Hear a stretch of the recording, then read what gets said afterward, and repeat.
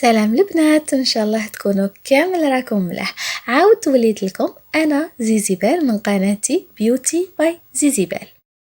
اذا كان هذه اول مره تشوفوا قناتي اتمنى تشتركوا في قناتي، واذا كان موالفين معايا في القناه ما تنسوش ديروا لايك وتعليق اذا كان عندكم اسئله. اليوم جبت لكم وصفة رائعة لعلاج الأنيميا أي فقر الدم وكذلك نقص الحديد.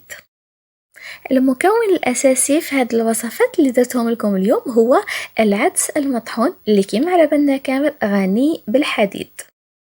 الوصفة راهي مكتوبة وشرحت لكم جيدا طريقة التحضير وكيفاش نستعملوها، وهذا للوقاية والعلاج من الأنيميا. كيما على بالكم الأنيميا هي أيضا عدوة للبشرة وللشعر، إذن احنا ماذا بينا نعالجوا هاد الأنيميا ونتخلصوا منها نهائيا.